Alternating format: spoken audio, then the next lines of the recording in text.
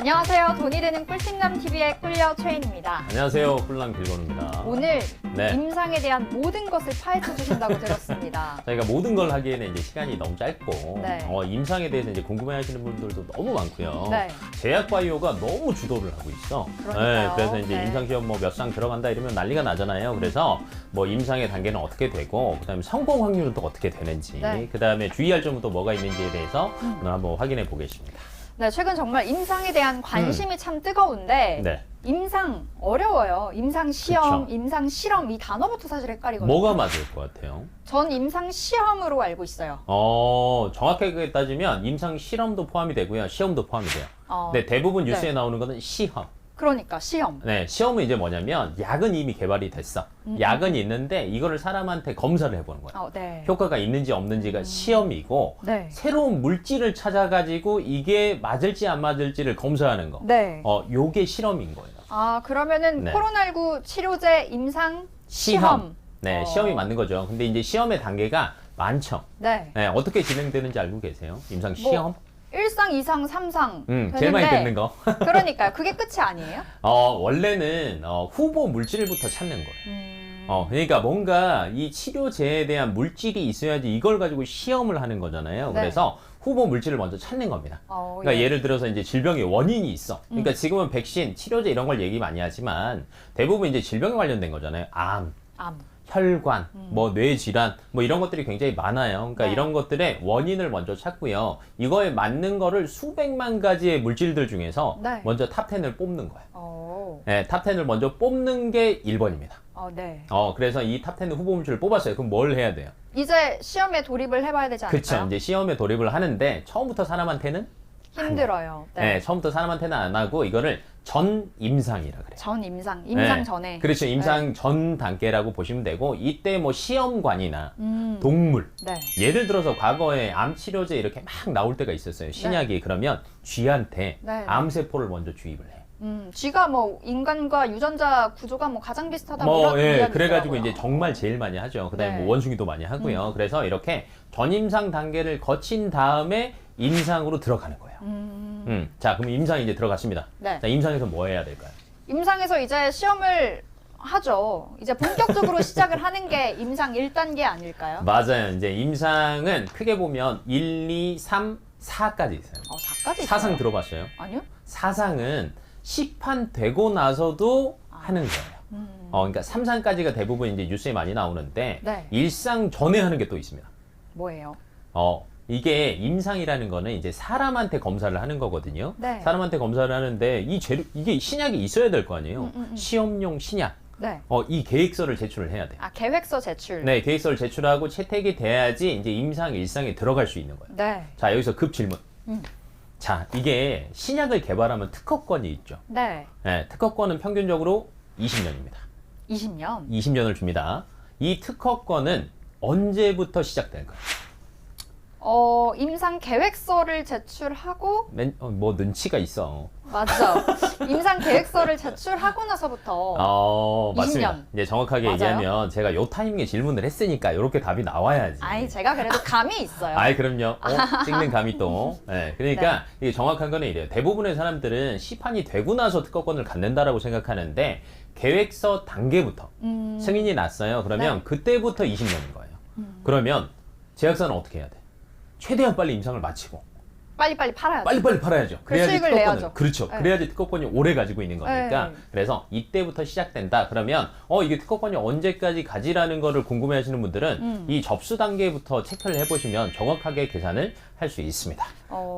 근데 임상이 네. 돈이 그렇게 많이 든다면서요? 정말 많이 들죠. 그러니까 솔직히 얘기하면 1상과 2상은 그렇게 많이 들지는 않아요. 왜냐면 인원별로 네. 돈이 많이 들어가요. 혹시 그거 아세요? 꿀알바? 꿀알바? 꿀알바? 몰라요. 임상 저 알바가 좀 알려주세요. 그렇게 많아요. 임상 알바. 저 네. 지하철에서 좀 본 것 같아요. 정말 지하철도 많고요. 문자도 많이 오고요. 알바몬 이런 데 들어가도 정말 많아요. 근데 리스크는 가져가야죠. 그렇지. 부작용 있을 수도 그렇죠. 있고. 근데 이제 임상 1상 같은 경우에는 네. 어떤 거냐면 정상인한테 하는 거예요. 정상인한테 해서 이게 안정성을 평가하는 거예요. 네. 이게 문제가 있냐 없냐 이제 단기간의 안정성을 평가하니까 인원수도 그렇게 많지 않아요. 네. 정말 많아봤자 한 100명 이내예요. 그러니까 돈이 그렇게 많이 안 들어가. 네. 그럼 여기서 이제 통과가 됐어요. 임상 1상이. 네. 그러면 2상까지는 다 넘어가지는 못하고 한 70%가. 70%가. 네. 그러니까 10개 중에서 하나를 골라서 전임상을 하고 전임상을 통과하면 그 중에 한 70% 정도가 이제 통과가 되는 거예요. 그러면 임상 2상을 갔어요. 그럼 이때부터 환자한테 쓰기 시작하는 거예요. 네. 환자한테 쓰는데 이제 이때는 몇백 명 단위인 거예요. 네. 그러니까 뭐 한 300에서 최대 한 1000명 이하 정도를 사용을 하니까 네. 이때부터 돈이 들어가기 시작합니다. 네. 네. 근데 더 중요한 거는 3상. 3상. 사실 3상의 벽을 넘기가 너무 힘들어요. 그러니까 2상까지 통과됐다. 이 기사 뜨면 뭐 네. 주가 확 올라가는데 맞아요. 3상의 벽을 넘지 못해서 우리 개미들이 곡소리가 나는 거 아니겠습니까? 왜 그러냐면 시간도 많이 들고요. 정말 돈이 많이 들어요. 네, 그러니까 1상에서 아까 2상 가는 게 70%라 그랬잖아요. 네. 2상에서 3상 가는 게 50%예요. 50%. 네, 근데 3상을 통과하는 게 25%.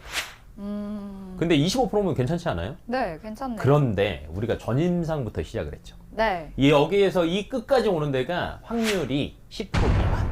그러니까 성공 확률이 성공 확률, 신약으로서의 성공 확률이 10% 미만. 평균 작년 기준으로 볼 때 한 9.6% 정도 되더라고요. 네. FDA 기준으로 보니까. 근데 돈은요, 3상 때 어마어마하게 들어가요. 얼마나 들어가나요? 말 그대로 제가 아까 알바 얘기했잖아요. 네. 많이 주는 건 한 100만 원 이상 주거든요. 솔직히 얘기하면. 근데 이거를 10,000명.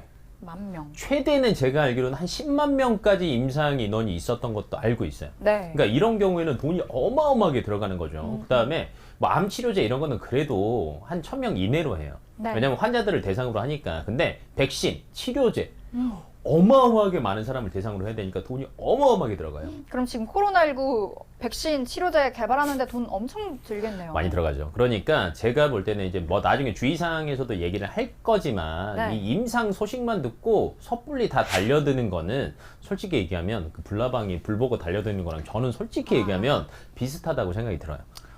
그리고 아까 확률 얘기했잖아요. 네. 9.6%밖에 안 돼요. 근데 들어가는 돈은 정말 많이 들어갈 때는요, 조 단위로 들어가요. 네, 다행인 건 이제 우리나라 국내 임상 같은 경우에는 작년 평균 보니까 한 500억 원대 되더라고요. 네. 그때 일반 그 제약사가 500억 원 날리는 거 정말 큰일입니다. 네, 엄청 크죠. 당연하죠. 회사가 휘청할 타격이 수도 클 있어요. 거예요. 맞아요. 그래서 그런 건 보고하시는 게 좋고요. 이 3상까지 통과가 돼야 그 다음부터 이제 판매 허가를 받는 겁니다. 근데 이 판매 허가를 받을 때나 임상할 때 보면 좀 궁금한 게 나올 거예요. 뭐예요? 국내 임상도 있고요. 그러니까요. 국내 임상도 있고 또 FDA 임상도 있고요. 네, 맞아요. EU, 그러니까 유럽 연합, 여기 임상도 있어요. 뭐가 제일 좋을까? 미국. 왜요? 저는 그런 기사를 많이 봤던 것 네. 같아요. 미국 FDA 네. 판매 승인 됐을 때 주가 확 올라가는 걸 많이 봤어요. 왜 그러냐면 깐깐해. 깐깐해요. 깐깐해. 돈도 많이 들어. 그러니까. 깐깐하구나. 그래서 함부로 막 올릴 수 없어. 근데 정확하게 얘기하면 FDA는 미국 식약처고요. 네. 우리나라는 이제 식품안전처라고 하죠. 그러니까 네. 각 나라마다 이 식약처가 있어요.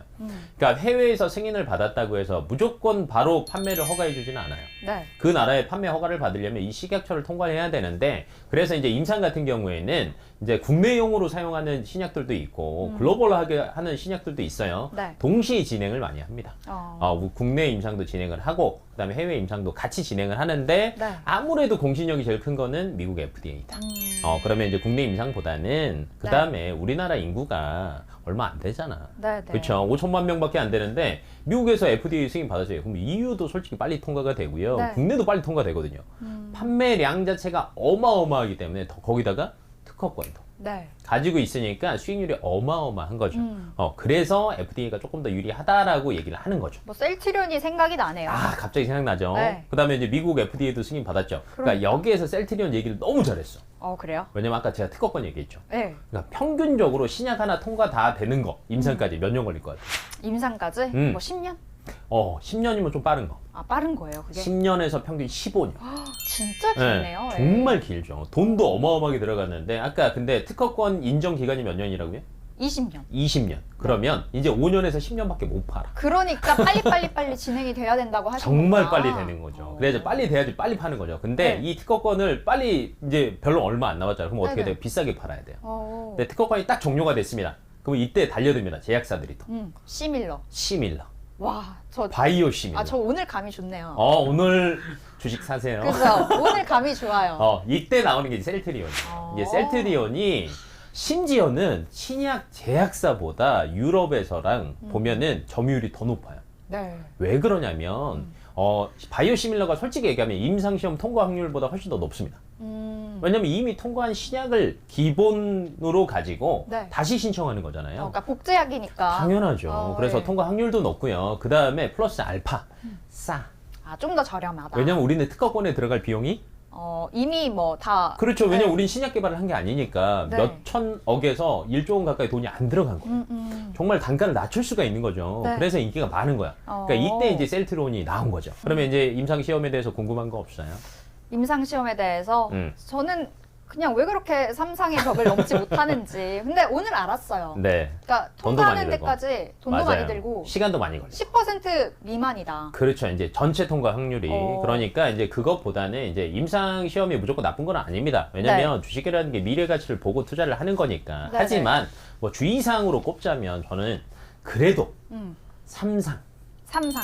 들어갔다는 소식을 보고 따라 붙는 게 조금 손해를 덜 볼 수 있다라는 거. 저는 일상에서 네. 사실 들어갔다가 솔직히 너무 많아요. 전임상에 들어가는 사람들도 네. 너무 많아요. 근데 그 이유가 뭐냐면 네. 우리는 모르거든요. 모르니까. 왜냐하면 삼상까지 맞습니다. 이렇게 시간 많이 걸리는지 맞아요. 모르거든요. 네, 특히 이제 백신과 치료제는 지금 나라별로 긴급 승인이나 뭐 이런 걸 많이 하니까 좀 나아요. 네. 그러니까 좀 줄어드는데 일반적인 질병 치료에 들어가는 신약 같은 경우에는 오래 걸릴 수밖에 없어요. 뭐 치매 치료제 뭐 이런 거. 네. 그래서 이제 그런 것들을 조금 보고 따라붙는 게 좋고 두 번째로 신약의 확률도 좋지만 네. 복제약이다.